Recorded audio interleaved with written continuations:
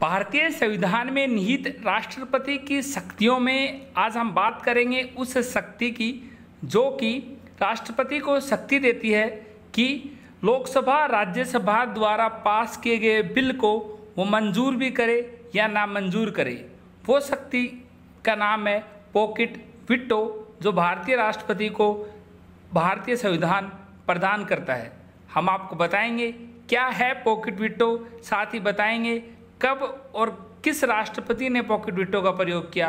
साथ ही हम आपको यही बताएंगे कि एग्जाम में कैसे क्वेश्चन पूछ सकता है। हम आपको बता दें, जब लोकसभा राज्यसभा से जब कोई भी बिल पास होता है तो बिल होता है वो, लेकिन जब उस पर राष्ट्रपति के हस्ताक्षर हो जाएं तो वो बिल नहीं, वो अधिनियम बनता है।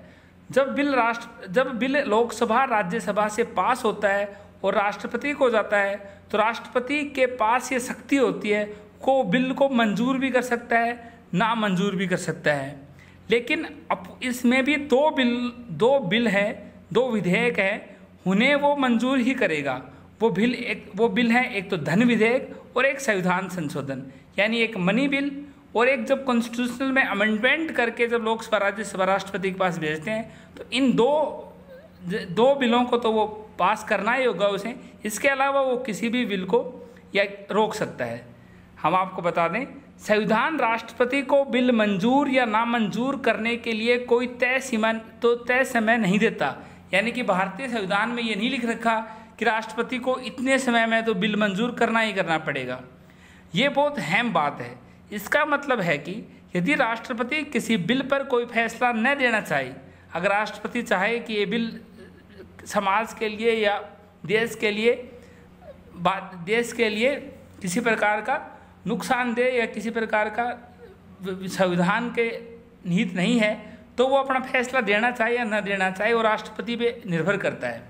लेकिन वो दो जगह इसमें अपवाद हैं, एक तो धन विधेयक और संविधान संशोधन जब बिल जाते हैं तो उसको राष्ट्रपति पे मंजूरी देनी पड़ती है। अगर वो ना देना चाहे सामान्य बिल पे तो माना जाएगा कि राष्ट्रपति अपने पॉकेट वीटो का इस्तेमाल कर रहा है।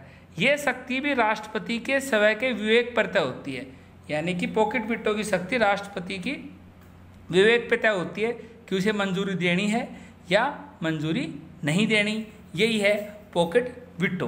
अब हम आपको बताते हैं कब इस बिल का प्रयोग किया। इस बिल का प्रयोग यानी इस पॉकेट वीटो का प्रयोग किया पेप्सो बिल 1956 में रोकने के लिए तथा भारतीय डाक बिल 1984 में तत्कालीन राष्ट्रपति ज्ञानी जैल सिंह ने इस वीटो का प्रयोग किया था।